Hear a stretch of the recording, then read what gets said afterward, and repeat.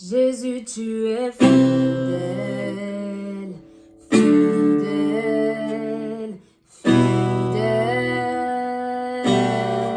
Jésus, tu es fidèle, fidèle à jamais.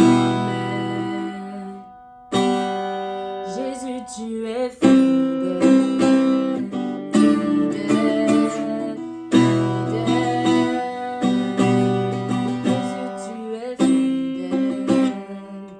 fidèle à jamais.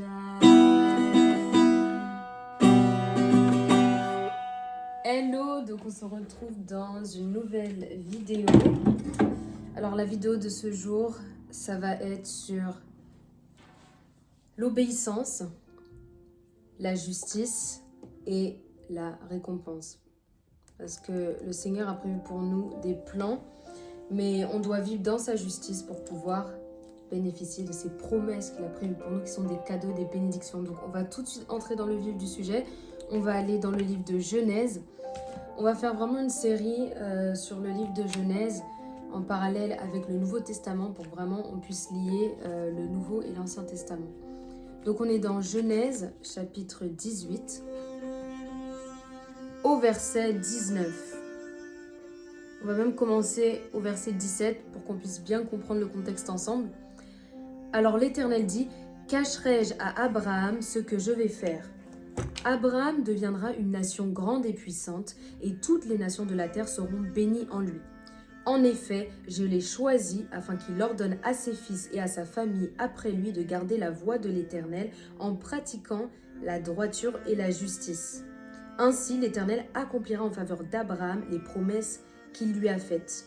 Amen. Est-ce qu'on peut relire ensemble juste à partir du verset 19 ? Pratiquant la droiture et la justice. Ça, c'est ce que attendait Dieu d'Abraham. Pour pouvoir accomplir en faveur d'Abraham les promesses qu'il lui a faites. Amen. Donc en fait, pour recevoir les promesses de Dieu, qui sont également appelées ces bénédictions, tu dois pouvoir entrer dans la volonté de Dieu en l'obéissant et en accomplissant sa justice et sa droiture. On va aller dans le livre de Jean. On va aller dans 1 Jean, chapitre 1.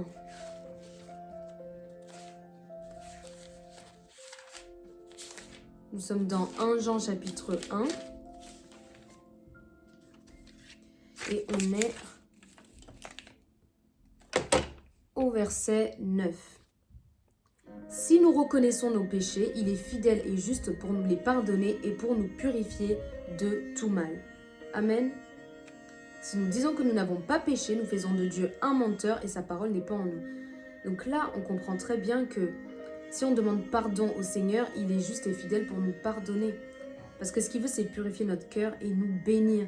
Mais si on ne reconnaît pas qu'on a péché devant le Seigneur, il ne peut pas agir. Il ne peut pas faire descendre sa bénédiction sur nous, ni accomplir ses promesses pour nous. Donc la parole de Dieu doit vraiment être en nous. On va aller dans plusieurs passages successifs. Et ensuite, on va développer tout ce message ensemble. On est dans Jérémie, chapitre 29, au verset 11. En effet, moi je connais les projets que je forme pour vous, déclare l'Éternel. Projets de paix et non de malheur, afin de vous donner un avenir et de l'espérance. On va continuer jusqu'au verset 12. Alors vous m'appellerez et vous partirez. Vous me prierez et je vous exaucerai. Vous me chercherez et vous me trouverez, parce que vous me cherchez de tout votre cœur. Qu'est-ce qu'on voit ici ? Le Seigneur cherche des adorateurs en esprit, en vérité. Lorsqu'il appellera, lorsque le peuple de Dieu appellera son Dieu, et lorsqu'il priera son Dieu, il l'exaucera. Lorsque le peuple de Dieu cherchera la face de Dieu, ils trouveront Dieu. Pourquoi ? Parce que le Seigneur se tient ici pour pouvoir bénir les personnes qui se tiennent devant sa face et dans sa présence. On va aller dans un dernier passage ensemble, c'est le livre de Matthieu.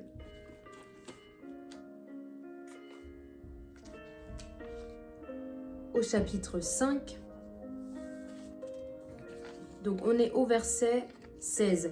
Que de la même manière votre lumière brille devant les hommes afin qu'ils voient votre belle manière d'agir et qu'ainsi ils célèbrent la gloire de votre Père céleste.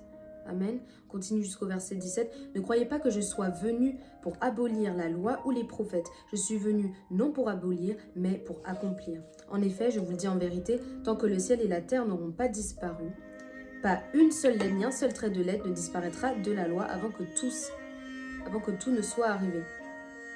Celui donc qui violera l'un de ses plus petits commandements et qui enseignera aux hommes à faire de même sera appelé le plus petit dans le royaume des cieux. Mais celui qui les mettra en pratique et les enseignera aux autres, celui-là sera appelé grand dans le royaume des cieux. Amen.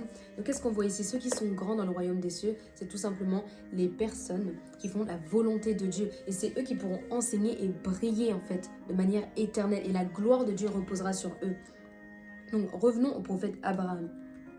Si on fait un parallèle avec le Nouveau Testament, ce qu'on voit, c'est que Jésus n'était pas venu pour abolir la loi, mais pour l'accomplir. C'est-à-dire qu'il est venu accomplir la promesse qu'il avait prévue, c'est-à-dire d'envoyer le Messie pour sauver le peuple élu, mais également le monde entier. Et on a vu dans la parole de Dieu que ce sont les païens, donc le monde qui a été sauvé, et qu'ensuite le peuple élu de Dieu sera sauvé dans cette génération où nous nous trouvons.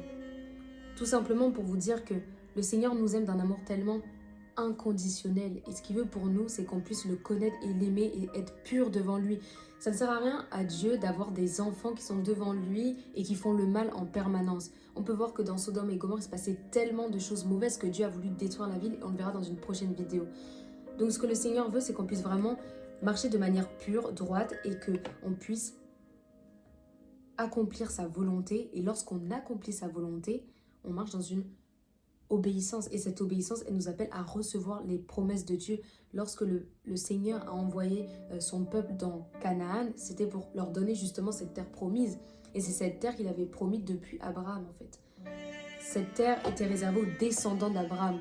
Donc, le Seigneur veut te bénir, mais ce qui fait obstacle à ta bénédiction, en fait, c'est le péché, c'est le mal, c'est l'injustice, c'est la malhonnêteté, l'infidélité. Le Seigneur veut guérir ton cœur, il veut le transformer, alors permets-le d'agir dans ta vie, parce que si tu as un cœur pur, ton obéissance va produire une promesse de Dieu. C'est la promesse de Dieu directement qui descendra sur ta vie.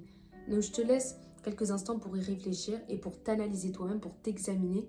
Et ensuite, on va prier ensemble pour que tu peux mettre pause sur la vidéo pour t'examiner. Et maintenant, je vais prier pour que tu puisses revenir à Dieu et marcher dans la plénitude de l'esprit et pour pouvoir être vraiment rempli de cet esprit qui va te permettre de vaincre l'ennemi. Dieu a dit dans le Nouveau Testament qu'il allait envoyer le consolateur et ce consolateur, c'est lui qui te permet de pouvoir accomplir les désirs du Saint-Esprit. Parce que nous savons que les désirs de l'esprit sont contraires aux désirs de la chair. Donc si tu marches selon l'esprit, tu marches selon Dieu, tu marches selon sa volonté, tu obéis et du coup tu es béni. Mais lorsque tu désobéis, parce que le Seigneur avertit que les méchants n'auront point de paix. La parole de Dieu dit point de paix pour le méchant. Ce qui veut dire que lorsque tu marches dans l'obéissance, tu marches dans la paix. Et lorsque tu marches dans la paix, vu que Jésus est le prince de paix, il va faire descendre sa gloire sur ta vie et tu seras béni de toute bénédiction spirituelle. Donc je prie avec toi. Je prie Seigneur Jésus que tu puisses venir mettre la crainte de Dieu dans le cœur de tes enfants. Que tu puisses faire venir une sainteté dans leur vie. Parce que Seigneur, tu nous appelles à la purification. Tu nous appelles à la sanctification pour parvenir à la maturité en Christ et vivre les choses que tu as déjà prévues d'avance pour nous. Ces plans de paix, de bonheur et non de malheur, Seigneur. Ils sont disponibles. Mais je prie pour que tes enfants puissent se consacrer à toi, puissent rentrer dans l'intimité et analyser leur cœur. Que tu puisses, Seigneur, nous permettre d'examiner nos pensées, examiner le fond de notre cœur, examiner nos motivations. Des fois, on peut te servir, Seigneur, mais on peut être loin de toi. Comme ta parole le dit, ce peuple m'honore des lèvres, mais son cœur est loin de moi. Donc, qu'on puisse revenir à toi, que ta lumière puisse briller sur nous, Seigneur, et que tu puisses mettre un sceau sur nos têtes. Je prie qu'un enfant de Dieu puisse recevoir la concrétisation de la promesse de Dieu, que cette promesse de Dieu s'accomplisse, parce que ta parole ne passera pas et toutes les promesses qui sont inscrites dans ta parole, Seigneur, tu es capable de les déverser dans nos vies, mais tu attends seulement, Seigneur, qu'on puisse être prêt à recevoir ces promesses avec un nouveau cœur, avec un cœur rempli de ton amour, de ton esprit. Alors j'espère que cette vidéo t'a édifié.